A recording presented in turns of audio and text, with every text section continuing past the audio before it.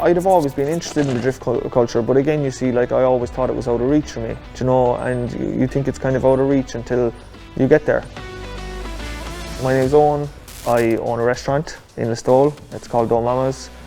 Yeah, so this is a Nissan Silvia S14, SR20 engine, BMW gearbox. She's a good girl. She's no Drift Masters spec car, but you know, I try to do all the right things to it just to keep it reliable. We do bits and pieces ourselves, you know. We try to leave the tricky stuff to people who are a little bit more experienced. You know, when you get out there and stay out on track, you know, because the right people do the right jobs, then it makes all the difference. I've been into cars from a very, very young age. I went to school and, you know, hanging around with the boys, and we always just talk about cars and, you know, what have you, twin cams, Civics, you know, everything. Like, we just loved them. At that time, like, cars were cheap, you know, cars were really cheap, and it was like, I always like to say I caught the tail end of the golden era, like, you know, and I was very, very lucky to, like, every night there was something on with cars, like, you know, meet up, you know, you go for a race or whatever, like, and it was crazy. It was absolutely crazy. Like, the amount of cars that are parked up in sheds that don't come out. There's 3 cars in the shed next door there, like, that, say 10 years ago would have been a daily driven car, whereas now people don't drive them. And I guess it's kind of a demographic thing as well, because that era of people are after growing up. You know, a lot of them have good jobs, they have a lot of disposable income, or more disposable income, or no disposable income because of drifting.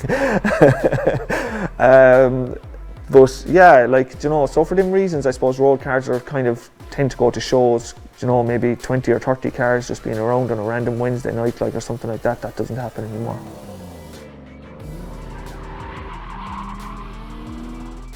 I think for people who don't really understand car culture, it's hard for them to grasp what it actually is. A lot of it is community. Like, it's not just about the cars, it's the people around the cars. Like, I'd have always been interested in the drift culture, but again, you see, like, I always thought it was out of reach for me, you know, and you think it's kind of out of reach until you get there.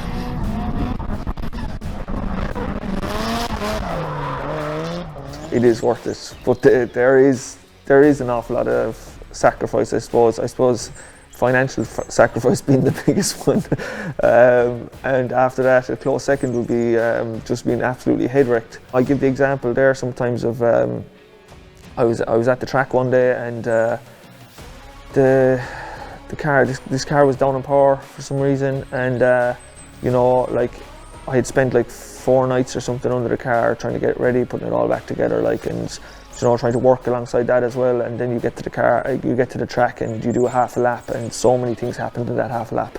A banging started coming from the gearbox, the turbo blanket caught fire, and the car was down in power, and, like, I was so dejected, like, you know, and in that moment you're like, why do I put myself through this? Like, should I just sell the car and just go for an easy life or whatever, like.